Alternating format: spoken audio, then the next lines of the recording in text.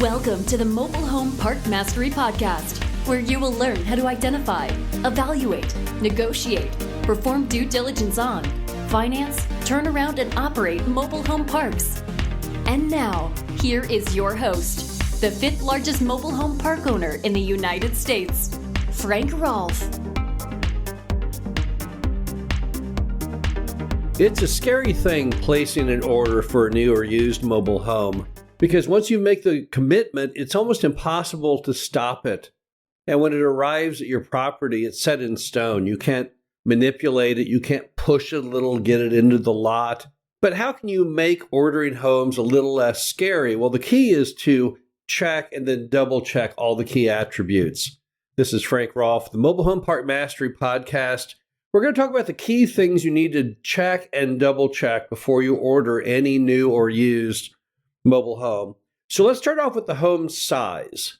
That should be a given. That's obvious, right? The home has to fit within the confines of the lot. But what happens sometimes is the manager gets lazy. They don't want to go out there and actually measure the lot. So they're just going to kind of guess at a size. And this can be very damaging to you. Because in the world of selling new or used mobile homes, the 3-bedroom sells about 100 times easier than the 2-bedroom. And if you order a home that's smaller than the lot allows, you'll forever kick yourself because you could have had that 3-bedroom home in there, which would have sold so easily, but instead you ended up with a 2-bedroom, which takes you a lot more effort to get it out the door. But before you could even figure out the home size, the first thing we have to ascertain is the setback from the street and the setback from typically the easement at the back of the lot. And if we don't know those two measures, we have to get a surveyor to go out and tell us where the easement is at the back, and then extrapolate from that how many feet we have to be away from it. And additionally, based on ordinance, or if nothing else, constructive reliance on the other homes and their setbacks, then we can finally figure out how big the home can be.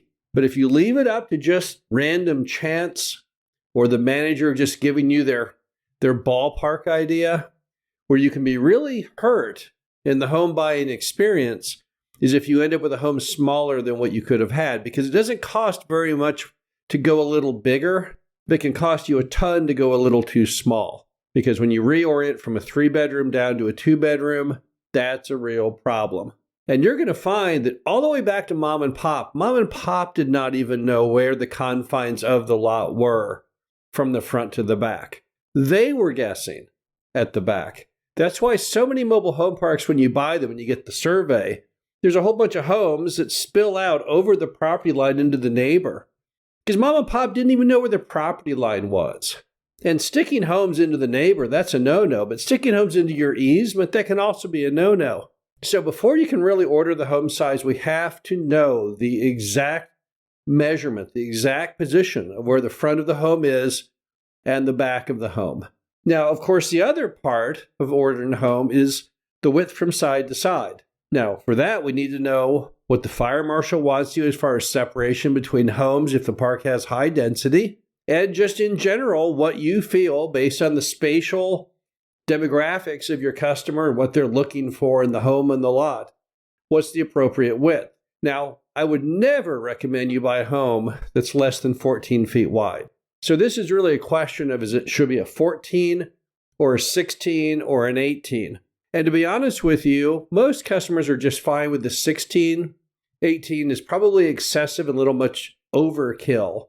Yet some parks cannot handle a 16 even without throwing all of their density issues together into a big lump and potentially causing a visit from the fire marshal. But you've got to figure out once and for all what you're doing as far as front to back and side to side before you place that order. The next one is utility orientation. Because in mobile home parks, mobile homes are fueled by one of two things, electricity or electricity plus gas. And you can't screw that up, because if you order a home that uses natural gas into a park that's all electric, well, you've created a mess. Because you have a home that needs to have a gas line connected, but yet there's no gas line to connect. So the first question is this lot gas and electric, or is it all electric? Now, there's a third choice out there, which is propane. In some cases, you could put propane in as the alternative gas fuel. And even if you do not have natural gas, you could maybe make that happen. But traditionally, if you're looking at a park that has natural gas that has failed or never had natural gas, rather than buy a gas and propane home, you're going to want to buy one that's all electric. And if you're buying a home that is in fact all electric, we also need to know if the park has enough amps to that lot to power up that home. Now, if you can't get the number of amps to the lot, if your park is master metered electric and the power is just not there to supply the necessary amps, then you may in fact have to go to electrical plus propane. But you got to figure all this out before you order the home, because you would never want to bring in a home without knowing the amps needed, whether you have the amps, whether you have the gas, all these many issues. These all have to be resolved on the front end. Then you have snow load and wind load homes. Now, if you look at a map of the United States, the states which require snow load, which means a sturdier roof to handle a higher weight of snow, that's in the upper part of the map where it snows really hard. You would never need to have snow load homes in Louisiana. But on the wind load side, the wind load is pretty much just up and down the eastern seaboard. That's where you'll find most of the wind load areas.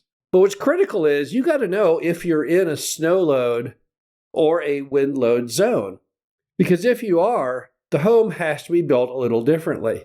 You cannot put a new or used home that has insufficient snow or wind rating into those zones. Now, the big problem some people don't realize is that a lot of these dealers, if you're buying a used home, and even at some of the new homes, the guys at the plant, they don't themselves know what the snow load and wind load zones even are. There are some classic stories in the industry of people who've bought multiple homes based on the salesman's advice there at the factory, only to find out, lo and behold, they've got the wrong snow load or wind load.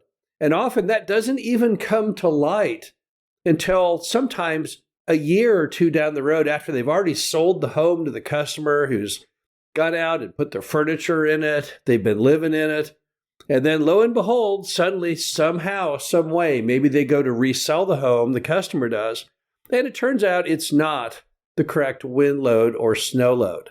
In that event, what would have to happen is you would have to actually go in and rebuild the home to the correct wind load or snow load, or you'd have to drag it out of your park and bring in one that is the correct snow or wind load.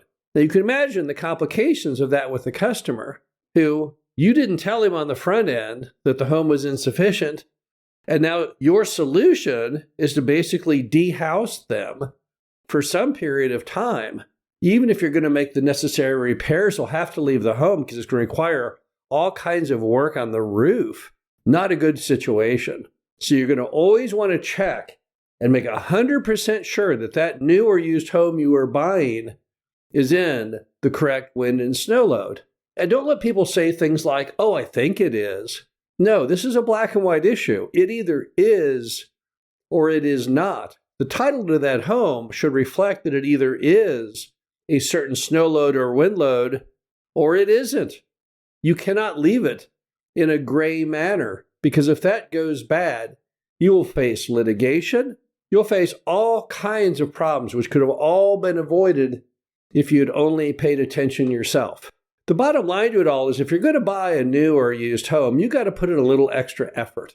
Now, the good news is once you learn the things I've just discussed on your property, most of the homes will always apply to that standard. But you got to figure out what you're doing. You've got to double check everything regarding that home and your property before you place that order. This is Frank Rolfe, the Mobile Home Park Mastery Podcast. Hope you enjoyed this. Talk to you again soon. Thank you for listening to the Mobile Home Park Mastery Podcast. Be sure to visit us at mhpmastery.com to subscribe to the show, read our show transcriptions, and access all of our great information on mobile home park investing.